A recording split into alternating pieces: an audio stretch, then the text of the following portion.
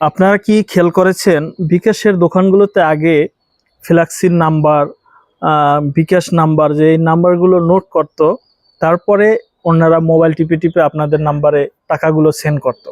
কিন্তু এখন সব জায়গাতেই দেখলাম, ঢাকা শহরে আমি খেয়াল করে কোথাও এই ডায়েরিগুলো নাই, নোট করে না, সরাসরি মোবাইলে নাম্বার তুলে এবং ওখান থেকেই টাকা সেন্ড করে।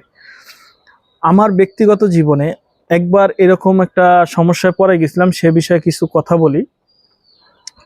কয়েক মাস আগে আমি নাম্বার বললাম, দোকানদার নাম্বার উঠাইলো, দোকানদার বলল, আমি শুনলাম, দুজনার এই বলা শোনার মাঝে ভুল হয়েছে, একটা নাম্বার টাকা অন্য জায়গায় চলে গেছে। এখন দোকানদার দোষ দিচ্ছে আমাকে, যে আমি বলতে ভুল করছি, বা সে যখন বলল আমি শুনলাম না কেন।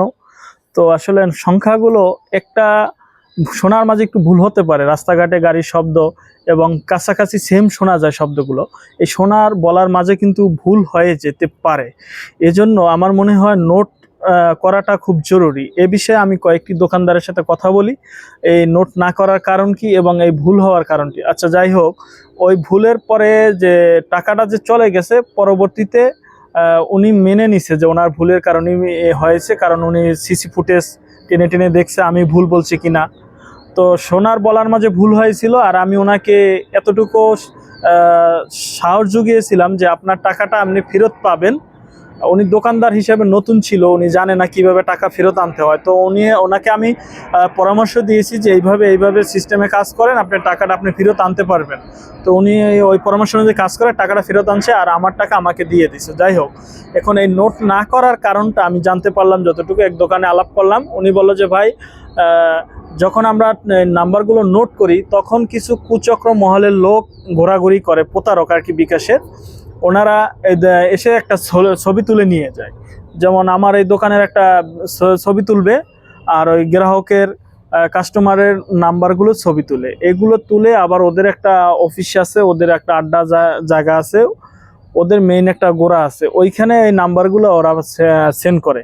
ওই প্রতারকরা আবার ওই গ্রাহকরা ওই নাম্বারে ফোন দিয়ে বলে যে এই সময় এই দোকান থেকে এত টাকা সেন্ড করা হয়েছে, এই সমস্যা বিভিন্নভাবে কৌশলে ওরা ওই গ্রাহকের কাছ থেকে, যদি একটু গ্রাহক সহজ সরল হয়, সেক্ষেত্রে ওরা পিনকোড নিয়ে ওই টাকাটা নিয়ে যায়। এখন বিকাশ কোম্পানির কাছে প্রচুর পরিমাণে এই ধরনের অভিযোগ যাওয়াতে বিকাশ কোম্পানি থেকে এগুলো নিষেধ করে দিছে, যাতে খাতায় নোট না করে নাম্বারগুলো, আর এই প্রতারকটা ছবি তুলে না নিতে পারে। আর নাম্বার না পাইলে তো কাউকে ফোন দিয়ে বলতে পারবে না যে আপনার এই নাম্বারে এই সময় এত টাকা গেছে। ওরা এমনভাবে কথা বলে, কিছু কিছু সহজ সরল মানুষ আসলে ফেঁসে যায়।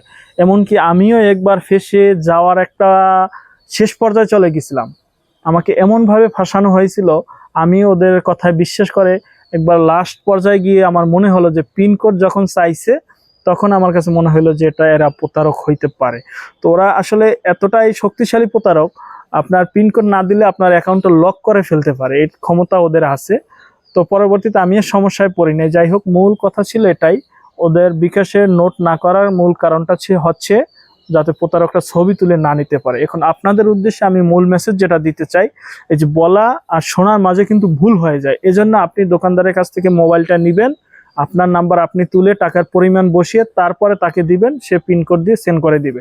অথবা দোকানদার যদি নাম্বার তুলে, সেক্ষেত্রে আপনি ডিসপ্লে থেকে সরাসরি আপনার চোখ দিয়ে আপনার নাম্বারটি আপনি মিলিয়ে নেবেন, তাহলে ভুল হওয়ার সম্ভাবনা খুব কম থাকে। ধন্যবাদ, ভালো থাকবেন। আসসালামু আলাইকুম ওয়া রাহমাতুল্লাহি ওয়া বারাকাতুহু।